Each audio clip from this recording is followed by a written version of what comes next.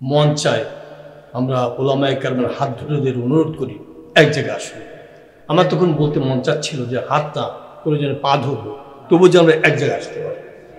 আরেকটা কথা হলো, আত্মকেন্দ্রিক মানুষ জাতিকে কিছুই দিতে পারে না।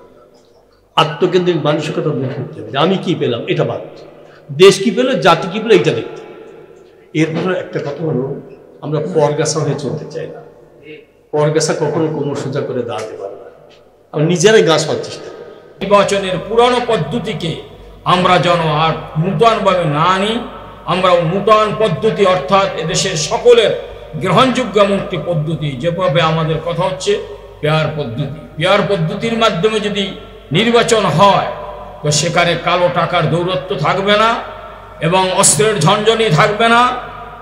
মানুষ বিভিন্ন কারণে ভোট কেন্দ্রে যাওয়া বা অন্য ভয় পাবে না এবং আমরা সকলের রায় পাব এবং প্রতিটি দল থেকে দেশপ্রেমিক যোগ্য ব্যক্তিদেরকে আমরা যেন সংসদে দিতে পারি এবং সঠিক সময় সঠিক সিদ্ধান্ত তারা নিতে পারে, এমন কিছু ভেবে আমরা বারবার পরামর্শ করে আমরা যেন অগ্রসর হতে পারি। কিন্তু তারপরও দেখা গেছে ঐক্যের পরও তারা যেটা বলে যে ব্যক্তি স্বার্থ আদায় করার জন্য, একটা সিটের জন্য, দুইটা সিটের জন্য তারা চলে গেছে। আমরা জানেন যে অনেক ওলামায়ে কেরাম আওয়ামী লীগের সাথেও ছিল, এমনকি আমাদের বড় আলেমরা তারা কি বলছে, কওমি জননী হাসিনাকে, এটাও আপনারা জানেন। তারপরে আবার অনেকে বিএনপির সাথে আছে। এখানে একটা কথা স্পষ্ট আমি বলতে চাই, মদিনার আলোকে, মদিনার সনদের আলোকে বলতে চাই যে একটা হচ্ছে কুফরি দল আর একটা হচ্ছে মুনাফিক। তো কুফরির চেয়ে আল মুনাফিকুনা আশাদ্দু খাতরান মিনাল কাফির, মুনাফিকরা কিন্তু সবচেয়ে খতরনাক, যে তাদের আপনার মুখে মিষ্টি কথা, ভিতরে অত্যন্ত খারাপ এবং ইসলামের বিপক্ষে তারা কাজ করে। আপনি কিছু লোভ লালসা কয়েকটা সিটের জন্য আপনি আমাদের যে ইসলামের পক্ষে একটা বাক্স দেওয়ার কথা বলা হইতেছে, সব দল মিলে যারা সমমনা সব সহ, তাহলে তো আমরা আল্লাহর রহমতে এদেশে ইসলামী শাসন অবশ্যই হবে, দেশের জনগণ তাই চাইতেছে। প্রত্যেকের কথা থেকে আসছে, এমন জালাল হুজুর বললেন যে বাজারে যায়, যেখানে যায় সব জায়গায় বলে হুজুর আপনারা এখন এখন এখন, আমাদেরকে বলে যে এখন এখন। তারপর যে জামাত আকিদাগতভাবে ওনাদের সাথে হবে। আপনি মুফতি তাকি ওসমানী পাকিস্তানের, আপনার নদবী শাহ হুজুর ভারতের বড় বড় আলেমরা, মদিনায় আমরা যখন আব্দুল্লাহ ইবনে বাস তার সাথেও আমরা বসছি, আমাদের ইউনিভার্সিটি আসলে মদিনা ইউনিভার্সিটি, সবাই বলে যে বৃহত্তম স্বার্থে ক্ষুদ্রতম স্বার্থগুলো ত্যাগ করা, এইটাই ইসলামের নিয়ম। আমরা যদি সবাই ইসলামের শাসন চাই, ইসলামের শাসন চাইতে হইলে আমাদের ঐক্যবদ্ধ হতে হবে। ব্যক্তিগত যত ইতি আছে, দলের ইতি বাদ দিয়া আমরা ইসলামের স্বার্থে আমাদের এখন করব। কেন? কারণ 92% মুসলমানের দেশে ভৌগোলিকভাবে ইন্ডিয়া 3 দিক 4 দিক ঘেরাও করে আসছে। এই যে ঘটনাগুলো এখন হইতেছে, এই যে ডক্টর মোহাম্মদ ইউনূসকে নিয়ে তার পদত্যাগের একটা বিভিন্ন ধরনের এই 4-5 দিন যে ঘটনা ঘটলো, দেশ তো একটা অন্ধকারের মধ্যে ছিল। এটা নিয়ে সবাই, কেউ ঘুম নাই। আমাদের আমির পিসাব চরণে সে তার সমস্ত প্রোগ্রাম উত্তরবঙ্গের বাদ দিয়ে সে ঢাকায় অবস্থান করেছে। সবাই হয়ে গেছে কোথায়টা কী হয়, কোথায়টা কী হয়। কারণ এদিকে আপনার দেখেন ভারত, এদিকে দেখেন সেনাবাহিনী, এদিকে সব দিক থেকে এমনভাবে জিনিসটা ঘোরাই ফেলাইছিল, আমরা তো ভয় পেয়ে গেছি যদি এই মুহূর্তে ডক্টর মোহাম্মদ ইউনূস পদত্যাগ করে তাহলে দেশটা কোথায় যাবে।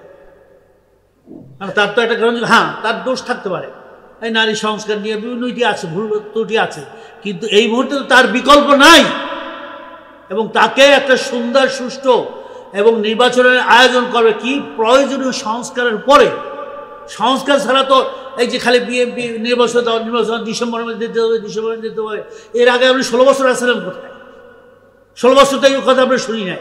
আপনি তো পারেন না আমি হাসিনার সামনে এ কথা বলতে, এখন পাগল হয়ে গেছে। তা আমরা সংস্কারটা না হলে এবং এই খুনি যারা তাদের বিচার না হলে, বিচার হতে হবে ফ্যাসিস্টদের এবং আপনার সংস্কার হতে হবে, তারপর নির্বাচন আপনি যুক্তি সময় দেন। আমরা তো বলি না যে দেরি করেন না, আমরাও বলি দ্রুত যুক্তি সময়, কিন্তু প্রয়োজনীয় সংস্কার দেন, পরে দেন। এই জন্য আমি আহ্বান করব যে আমাদের ওয়াতাসিমু বিহাবিল্লাহি জামিআ ওয়া লা তাফাররাকু, আমাদের সবাইকে ছোট মোটো যত ভেদাভেদ আছে, আমাদের ভিতরে যত ভুল ত্রুটি আছে, আল ইনসানু মুরাক্কাবুন মিনাল খাতায়া ওয়া নিসিয়ান, মানুষ হচ্ছে ভুল ত্রুটি থেকে গঠিত, ভুল ত্রুটি হবেই। কিন্তু ওইটা অনুভব করে আমরা যদি এই সরকার ডক্টর মোহাম্মদ ইউনূসের সরকার অন্তর্বর্তীকালীন সরকারের সময় যদি আমরা এক না হতে পারি, আর ইসলামপন্থীদের জন্য কিন্তু আর এই সুযোগ আসবে, এই শেষ সুযোগ। সেহেতু আসুন সমস্ত আমাদের মতভেদের করে আমরা দূর করে আমরা ইসলামের স্বার্থে, দেশের স্বার্থে, মানবতার স্বার্থে এবং ভারত থেকে আমরা রক্ষা পাওয়ার জন্য আমরা একটা বাক্স ইসলামের পক্ষে আসি এবং আগামী নির্বাচনে ইসলামপন্থীরা আল্লাহর রহমতে জয়যুক্ত হয়ে ইসলামী সরকার আমাদের বাংলাদেশের জন্য আমরা উপহার দেব। আসসালামু আলাইকুম। মন চায় আমরা ওলামায়ে কেরামের হাত ধরে অনুরোধ করি এক জায়গায় আসুন। আমার তখন বলতে মন চাচ্ছিল যে হাত না করে যেন পা ধরবো, তবু যেন আমরা এক জায়গায় আসতে পারি। আরেকটা কথা হলো আত্মকেন্দ্রিক মানুষ জাতিকে কিছুই দিতে পারে না। আত্মকেন্দ্রিক মানসিকতা দূর করতে হবে। আমি কি পেলাম এটা বাদ, দেশ কি পেলো, জাতি কি পেলো এটা দেখতে। এরপরে একটা কথা হলো আমরা পরগাছা হয়ে চলতে চাই না। পরগাছা কখনো কোমর সোজা করে দাঁড়াতে পারে না। আমরা নিজেরাই গাছ হওয়ার চেষ্টা করি, তার ভিত্তি মজবুত হবে, কোমর শক্ত হবে ইনশাআল্লাহ। আর আসবে অনেক বাধা বিপত্তির সাথে প্রলোভন আসবে, লোভনীয় অফার পেশ করা হবে। তা আমার ছোট্ট একটা দায়িত্ব আছে, জাতীয় দায়িত্ব, বুঝি যে কত বড় সেই অফারটা হতে পারে। তা আলহামদুলিল্লাহ এতটুকু শক্তি সাহস দিয়েছেন যে গোটা দুনিয়াও যদি সামনে হাজির করে, তবু আমরা ইমান থেকে ঐক্যের থেকে আমরা পিছু হবো না ইনশাআল্লাহ। এই সবটুকু আল্লাহ আমার দান করেছে। আরেকটা কথা হলো আমরা যে যাবো, একাধিক বাক্স নিয়ে গেলে কিন্তু গালির অভাব হবে।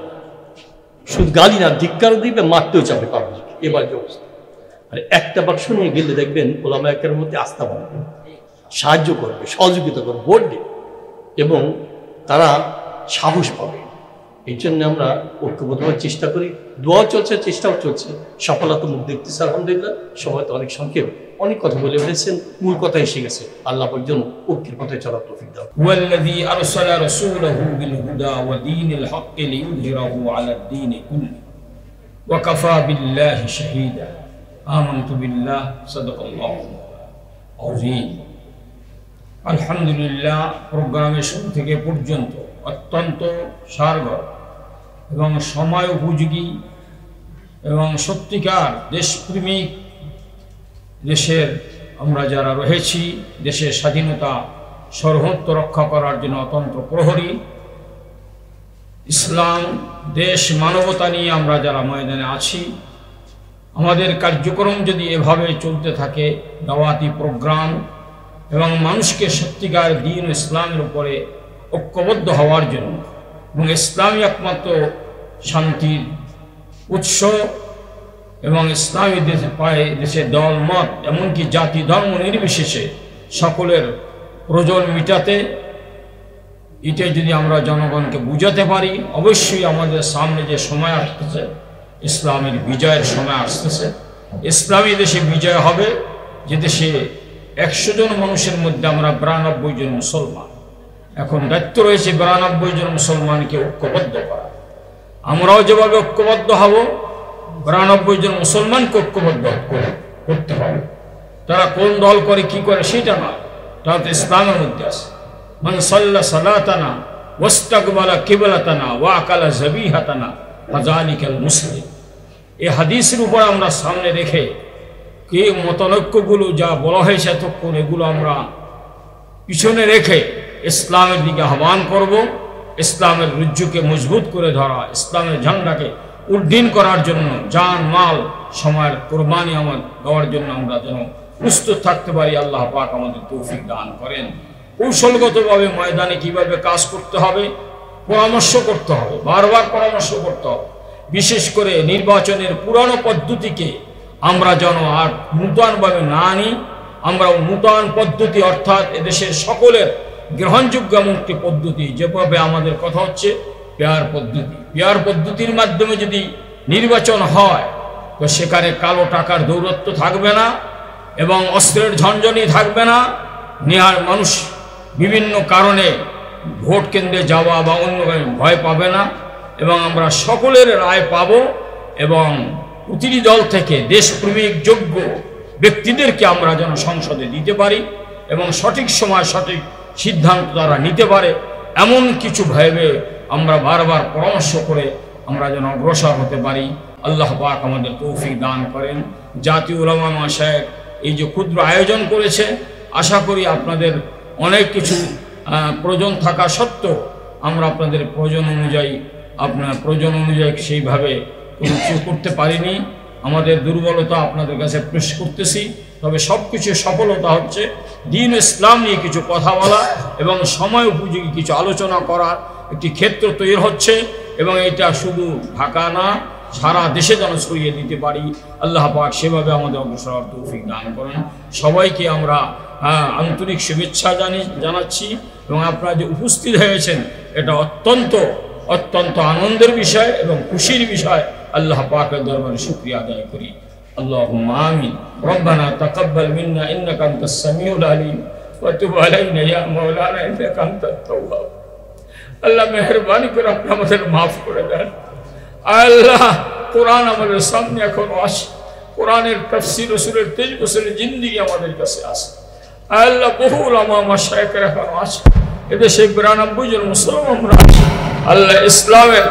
আল্লাহ ইসলামকে রাষ্ট্রীয়ভাবে বিজয় করার জন্য যতটুকু ত্যাগ কোরবানি করা দরকার সেই ত্যাগ কোরবানি করা আমাদেরকে তৌফিক দান করেন। মুসলমানদেরকে দ্বীন ও ইসলামের উপর ঐক্য হওয়ার তৌফিক দান করেন। আল্লাহ আমাদের যত প্রতিবন্ধকতা আছে, রাকাওয়াত আছে, সবকিছু দূর করে আমরা মঞ্জিল মকসুদে বুঝতে পারি। আল্লাহ আমাদের তৌফিক দান করেন। এই প্রোগ্রামের পিছনে যারা যেভাবে মেহনত করেছেন আল্লাহ পাক তাদেরকে সেভাবে কামিয়াব করেন, আমাদেরকে সফলতা দান করেন। সারা দুনিয়ার মুসলমান